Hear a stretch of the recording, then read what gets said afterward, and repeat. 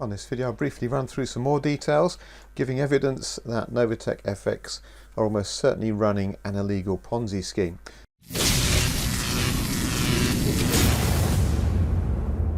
We're going to look at 5 actual fraud warnings from regulatory bodies, and then we're going to look at Cynthia and Eddy Petion's house that they've sold in Florida, suggesting they may well have left America and they're laundering the money in other countries. So let's have a look at the first warning here. This is from Ontario Securities Commission.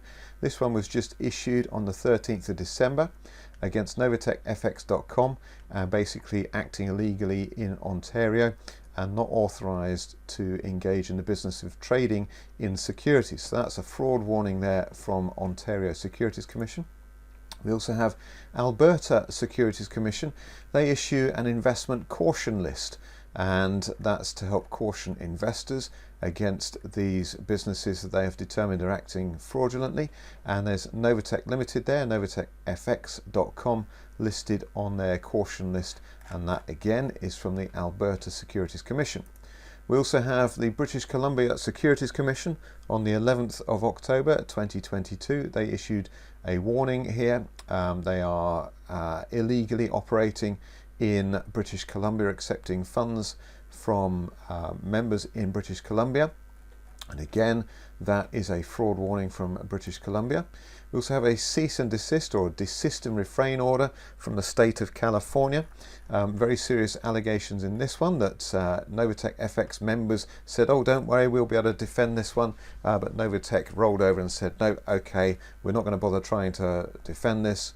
And basically the cease and desist said that Cynthia Petion and Eddy Petion, the founders of NovaTech, were falsely representing they were registered hedge fund in the United States, falsely representing they were registered investment advisor, falsely representing NovaTech as a registered broker, and so on. They've also been declared bankrupt, they've been sued by credit card companies for not paying debts, and so on.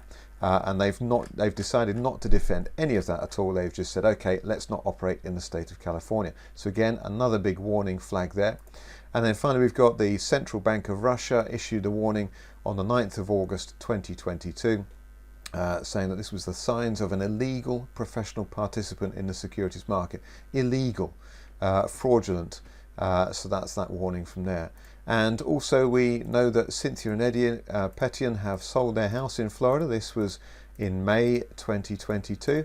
I've had it privately confirmed to me that they own another property now in Panama, and could well be using that to launder their money. But this house was sold in May 2022, and this was Cynthia and Eddy Petion's house. So it could well be they've completely left America, ready to know that they're going to run off with the illegally gained monies.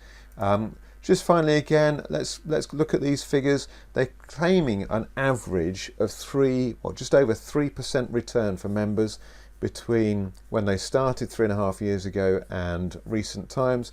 3.5% per week, of which 70% gets paid out to the members. So that 3.5% is that 3% is 70% of the funds that they're making. So therefore they're effectively confirming they're making 4.3% trading every week, even though there is absolutely zero evidence of any professional traders, zero evidence of any actual trading. If you decided you wanted to join with NovaTechFX, let's just have a look at the compound calculator. So let's say NovaTech, with their professional traders, let's say they started with $100,000 and they were earning 4.3% per week. And that's what they've been doing for the last 3.5 years. Let's give them 10 years on that, which would be certainly a very reasonable and realistic amount if you're a professional trader to want to do that. The compound interval is weekly, and so let's see what that would have turned into if they didn't need any other members at all. If that's what they're capable of doing as professional traders, forget that they've got any other funds coming in from their recruitment.